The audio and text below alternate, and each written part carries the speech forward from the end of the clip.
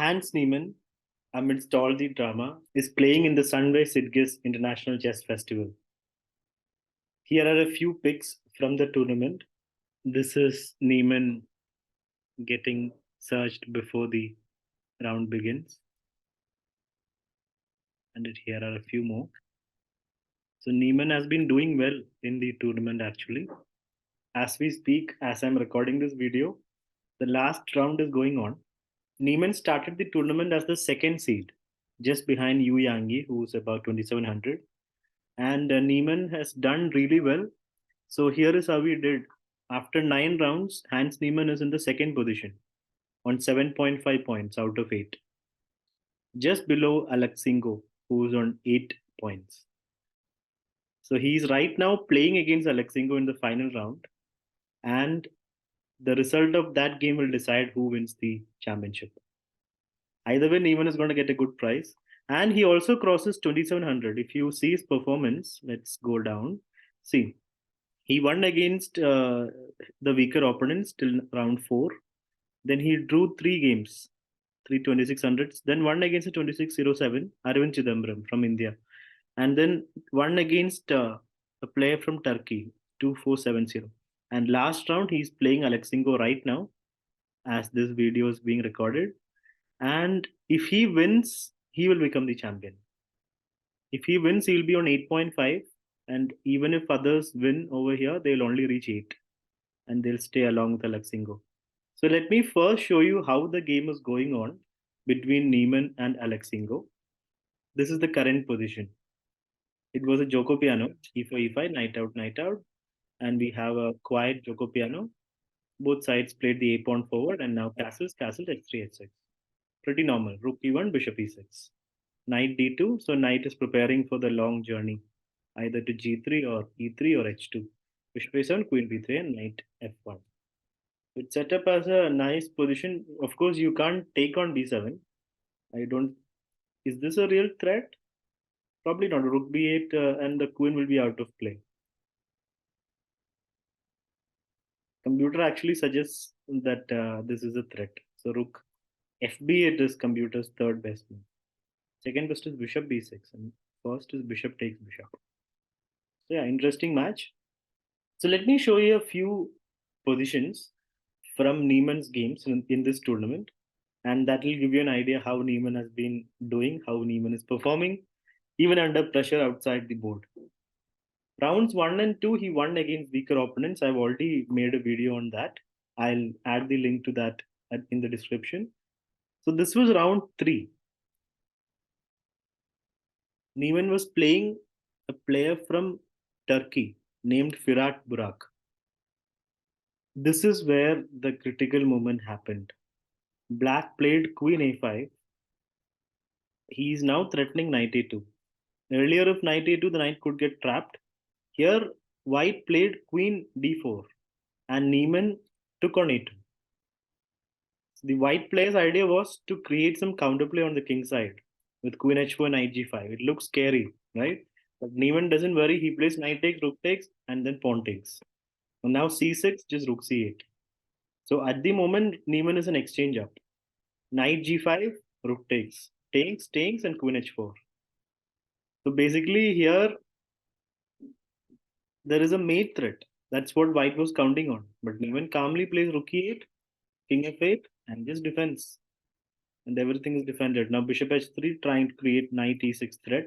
Niemann brings a queen back. And just in time forces an exchange of queens. White wins back some material, but it's not enough because it's an extra pawn. And after d4, he resigned. The pawn is just too difficult to handle.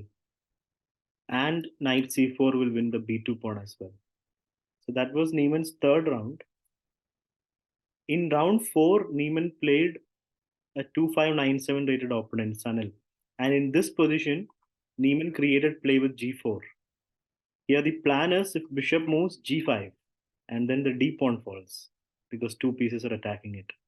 And knight is defending it along with the queen. So g5 is a threat. So black played bishop h6, but now e3, bishop goes back, queen d3, b6, rook c1, queen back, just developing moves. And now h4. Hans Niemann just expands on the king side with his pawns. Takes, takes, white's position is great. All the squares are covered and the pawns are going through. Rook c6 and f5. Takes, rook moves in, attacking the pawn. Queen defends it, but then pawn g5. This was always the idea, to take on d5. So material is equal, but white's pawns have gained a lot of space. Black king is not safe. Knight comes back temporarily, f4, pawn d5. Knight moves in, rook d1. Now pawn takes rook is a threat. Earlier there was a pin, but now it's a threat. The rook goes back. Now just pawn d6, getting a pass pawn. Very nice play. Queen d7, bishop h3, knight e3. But just rook c1, bishop b7, attacking f3, knight e4. Takes, takes, bishop c6, queen c3. Niemann is threatening bishop b2 because the dark squares are weak thanks to black's pawn pushes.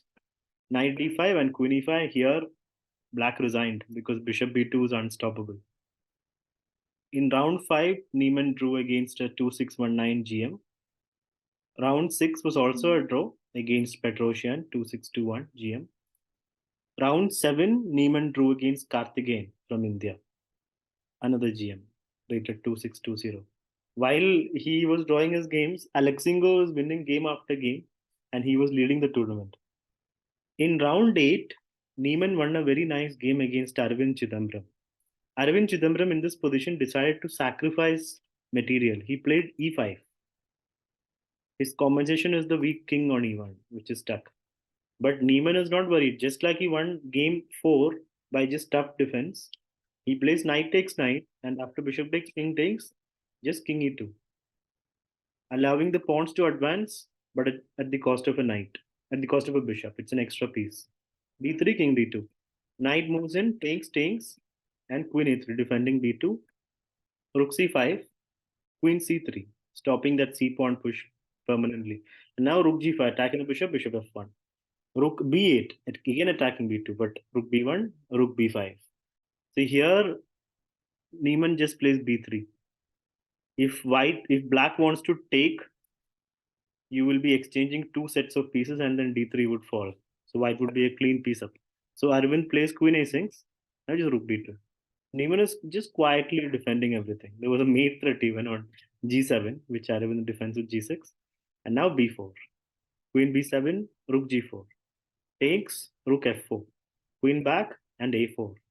White's pawns are now a threat. So Arvind goes for counterplay on the last rank. Niemann just gives up a piece. But of course, pawn can't take because the rook would fall. Rook moves and now bishop e2. So the pawn on d3 is gone. Rook a1, threatening queen e1 actually. How do you stop it? If king c2, queen takes bishop. So Hans plays rook c4. If queen e1 is ideas, king d3 now. So rook check, rook blocks, and then rook moves away. And king d3, stopping queen e1. Queen h3, just king c2. Queen f5, king d3. a6 and rook f4. Here Arvind resigned because there is one check, but of course bishop c4 and f7 would fall. Apart from that, there is no checks. Same thing will happen if queen e6. The white king is safe and the counterplay for black is gone. White is simply a piece up. That was round 8, a very important win. In round 9, Hans Niemann was playing an IM rated 2470. The IM tilted. It was a long game, 39 moves, not that long, but still. And it was sort of equal. There was pressure. Material was equal, but there was pressure on white because black's queen is sitting pretty there, and knight can jump to a4 anytime or c4. So there is pressure. But here white played queen d6, an instant blunder. Can you find out what Hans Niemann did here? Opponent was down on time as well, so that's why he blundered. Hans Niemann played this. He played this instantly. He was waiting for that. Queen takes knight, and opponent had to resign because king takes knight c4, and black would be a piece up. So this is how Hans Niemann did so far. So with started the tournament with 4 wins, then 3 draws, and then ended with 2 wins, and now the last game is going on. Alexingo is from Russia. That is why Federation has shown us FIDE. And let's see how that game is progressing.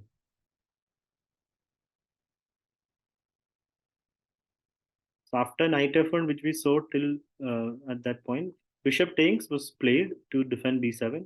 Queen took back and queen e6.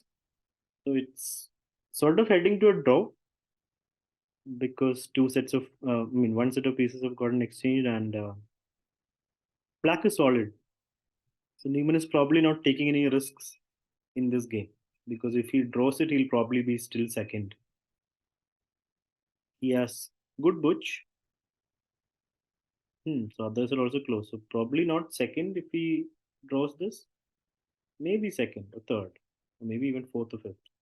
It'll all depend on the tie break. So there is enough, what do you say, justification to go for the win. And it'll be a nice statement from Niemann if he wins this tournament.